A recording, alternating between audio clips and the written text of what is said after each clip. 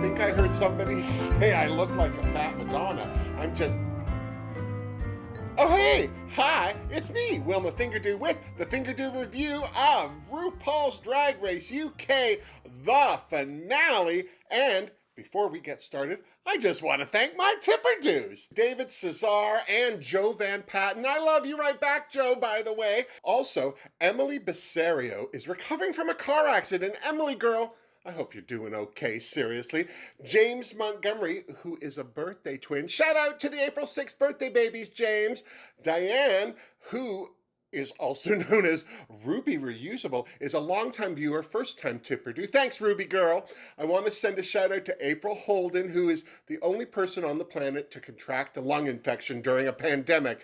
April, what are you doing? I hope you're feeling better, seriously. Chris Vanjie from Twitter sent me some love. Thank you, Chris. And my good friend Sean Smith thanked me for my live chats on Patreon. Thank you, Sean. And yes, I do live chats, 2 a month, all for my Patreoners. If you want to join us on Patreon, well, the link is down below. Now, Jorge, drink me. Ooh, look at this. Is very festive. What is it?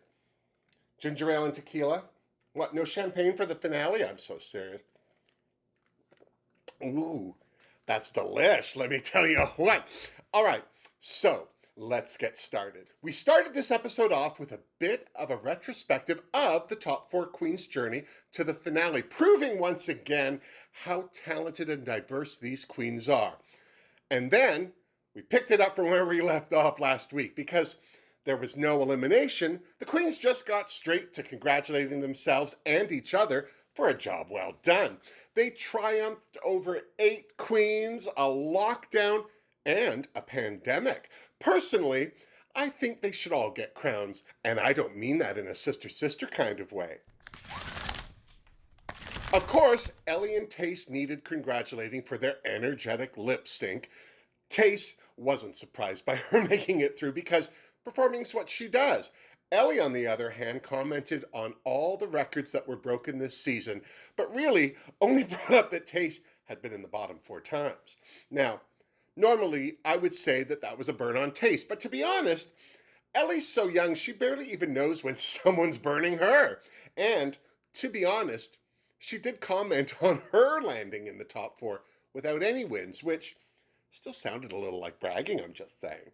Larry must have felt that too because, well, she gave Ellie a backhanded compliment by bringing up, once again, Ellie blaming her for her flubbed lines in BeastEnders, but brought it home by telling Ellie that she was glad that she was in the finale. I don't believe her. As Ellie fought back tears, she thanked Larry for being her inspiration for doing drag in the first place. Who knows where the Dundee doll would be if she hadn't messaged Larry looking for advice as she started her drag journey.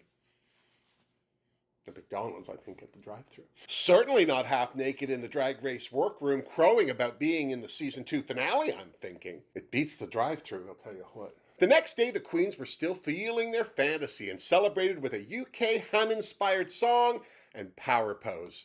It's funny that almost all the United King dolls were in the top 4. You know, somewhere, Ahora's loving that. Of course, Bimini needed to be congratulated for their record-breaking 4th win before the weight of those many badges crushed them.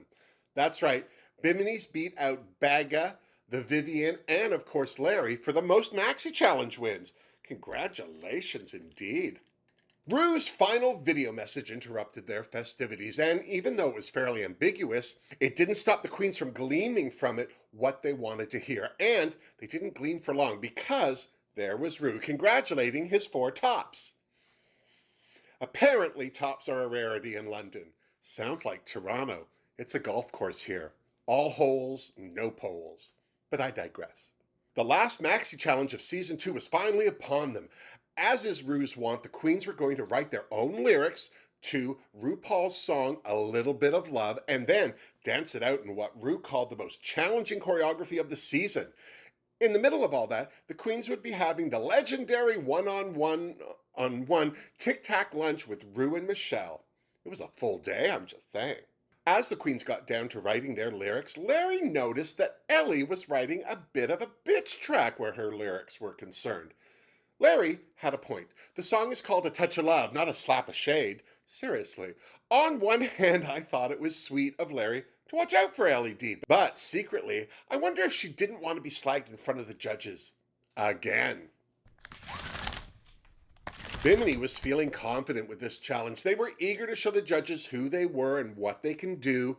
Well, what's Bimini been doing so far? Holding back? Larry seemed to be throwing more of her lyrics away than applying them to her verse. She must have been worried because she asked Ellie her advice. Talk about the cheek, the nerve, the audacity, the gall, and the gumption. Seriously.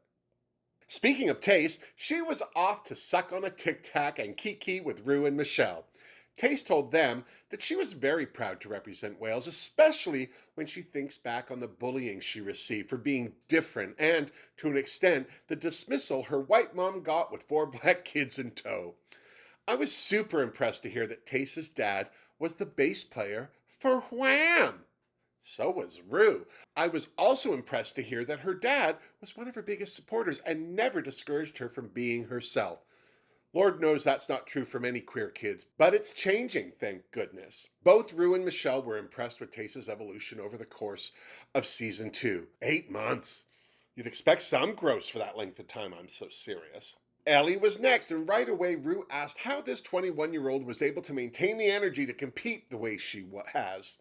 Easy. She's 21. She's hepped up on sugar. Seriously.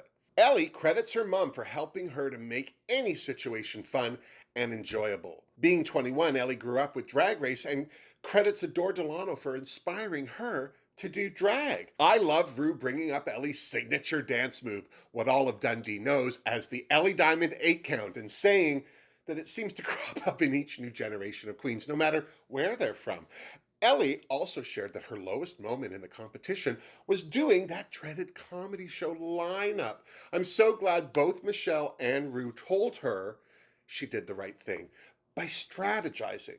I hope everyone heard what Michelle Visage said. Don't confuse being a bad or not liked or bitchy person with playing a competition reality show game. You're in it to win it. That's not you being a bitch. You could be friends when you get out. Too bad Larry wasn't there to hear it, I'm just saying. Speaking of, Lawrence Chaney was next, and the first topic of discussion was her hair. Having a big melon head aside, I was amazed to hear that Lawrence had to shave the sides of her hairline to even get a wig to fit her head. I mean, I could see that she does now, but I hadn't noticed all season. Am I the only one? Larry said that drag had allowed her to use all her creative juices. Sounds dirty.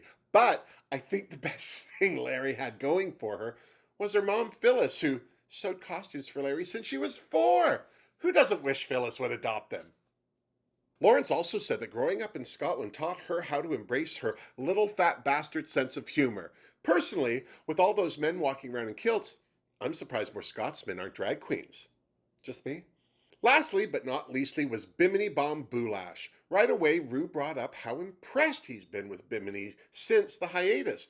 They were in the bottom that first week, and since then, they've been a racehorse no one saw coming. Bimini shared that during the hiatus, there were a few voices in their head that said they weren't as good as the rest of the cast, but peppered in there were some voices who said, "You can do this."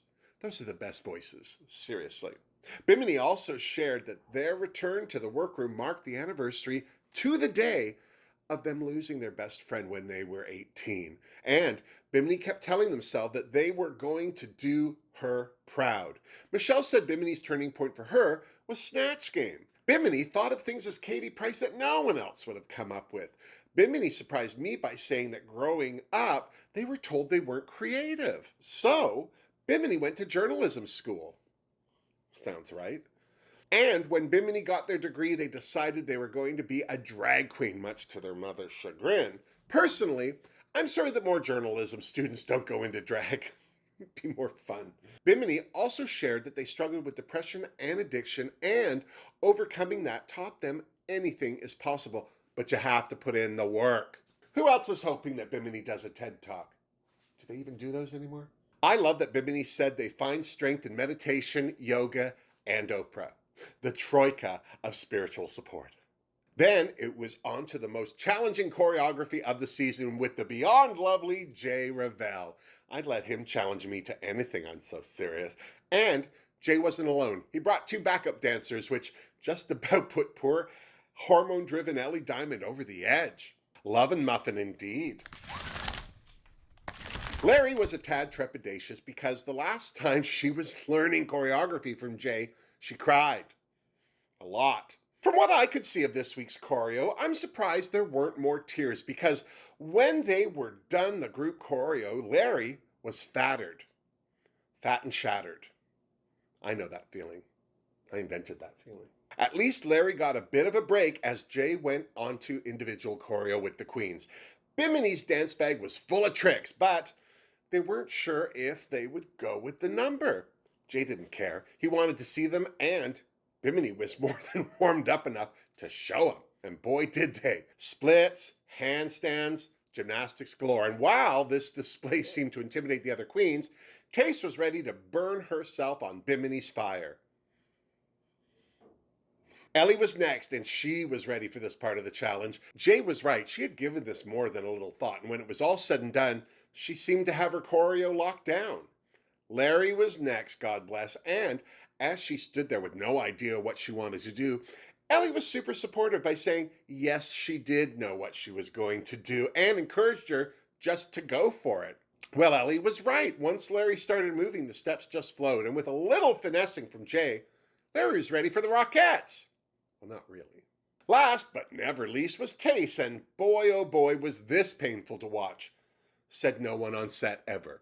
Tace knew what was going on, and the other queens looked worried. The next day in the workroom, everyone took a turn ribbing Ellie over her pants. Looks to me like she got them from the Jeffrey Boyer Chapman collection. Larry asked the room if anyone else was feeling it after their day of choreo, and although they all admitted they were feeling it, their it was nowhere near Larry's, poor thing. As they got ready for the runway, they all shared their first impressions of each other. Larry had dismissed them all as shit, which is what any diva would do. Ellie was thrilled to see another Scottish queen in the cast where Larry was concerned. Bimini, she thought, could have used a brush on that wig. And when Taste walked in, Ellie knew the real competition had started. And she wasn't wrong. Taste had worked with everyone before Drag Race except for Ellie, but her reputation even then preceded her. All Taste could think was this queen knows how to do drag. I know what Taste was saying. Ellie's skill level at 21 is already surpassing what Taste can do now. So how do you think I feel? Everyone agreed that Bimini had outdone herself this season, and Bimini was glad that they saw they have what it takes and see them as a serious contender. Larry shared that winning Drag Race would make people realize that no matter where you're from, no matter how big or small, you can still make something of yourself. Ever the nationalist, Larry was beyond proud of what having two Scottish queens on the same season of Drag Race would do for drag in Scotland. But regardless, it wasn't deterring her from her original mission to snatch that crown. Here's to Lawrence Chaney, I'm just saying. Taste shared that her highest point in this competition was making it this far and proving to the judges why they picked her to be in the finals. Her lowest point was those trousers Ellie wore into the workroom, which says something because they were hitched up awful high if you ask me. And then it was time for the runway.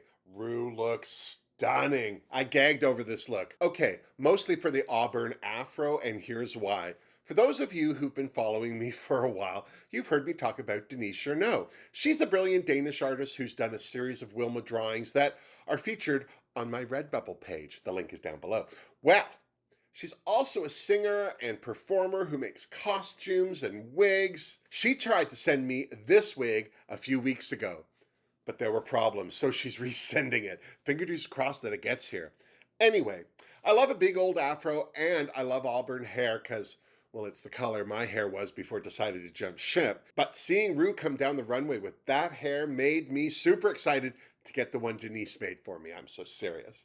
Okay, back to the show. Joining Ru on the judges panel was, of course, the deliciously updoed Michelle Visage, the perfectly polka-dotted Graham Norton, and the always lovely Alan Carr. Up first, the debut of the top four performing RuPaul's A Little Bit of Love. Right off the top, I thought the track was out of sync with the video on the TV because both Bimini and Ellie seemed to be off with their lip syncs, but Larry and Taste seemed to be up to speed, so I don't know what was going on there. I hate to say it, but I didn't like Bimini's verse. I felt that she tried to cram too much into it.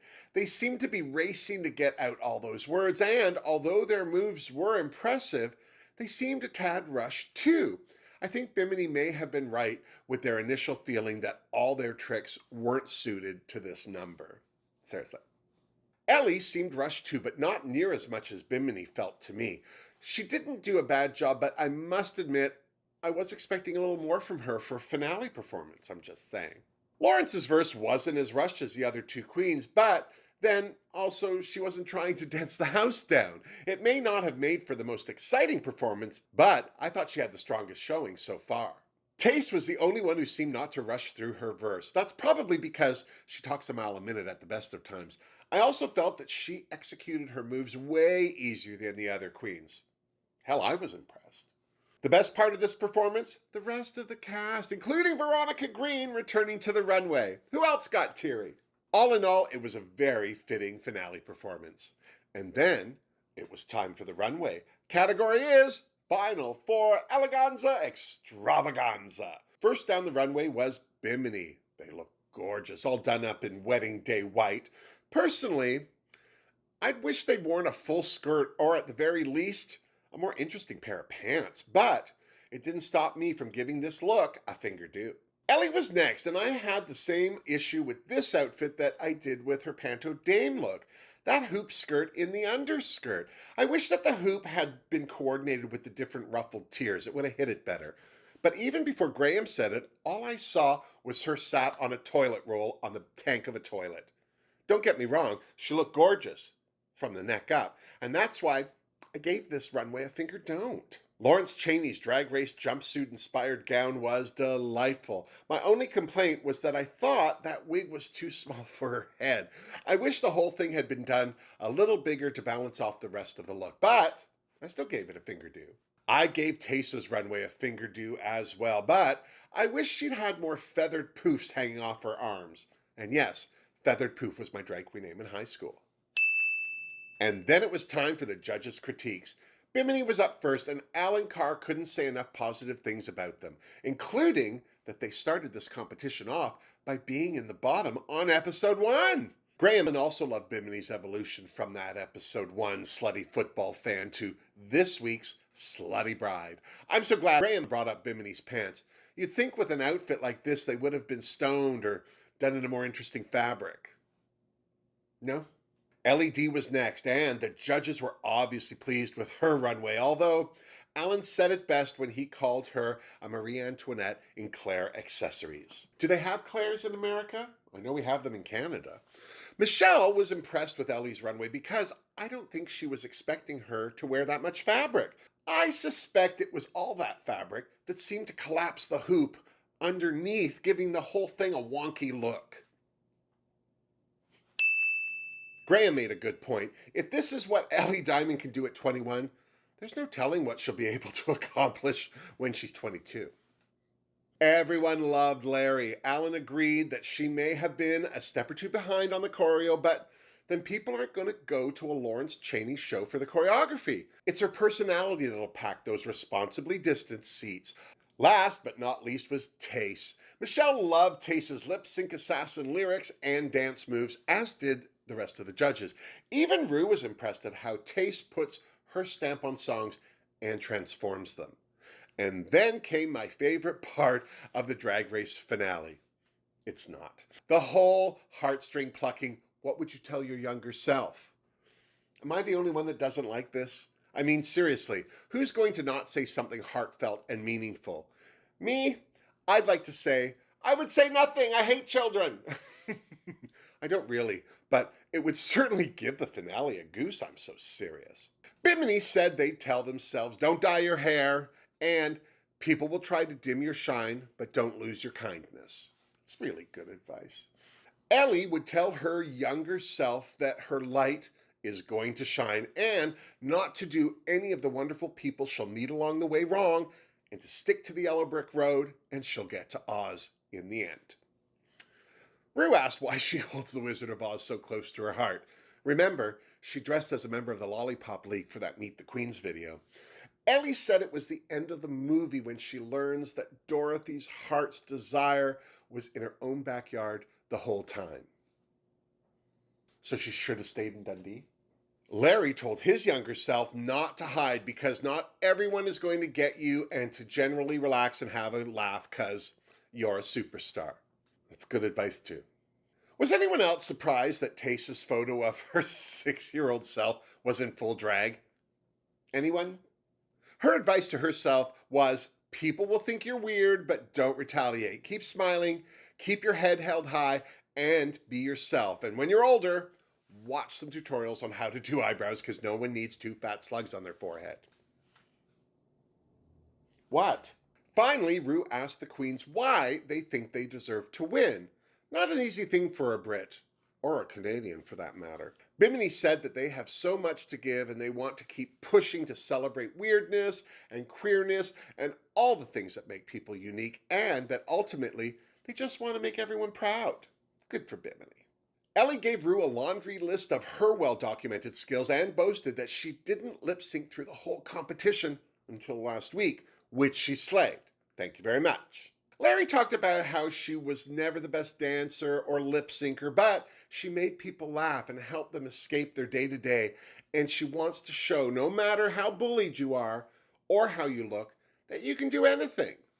Growing up in Wales, Tace was always bullied and felt that adversity would make her a strong queen to represent RuPaul and Drag Race. But at the end of the day, she just wants to put beans and ketchup on toast on the map.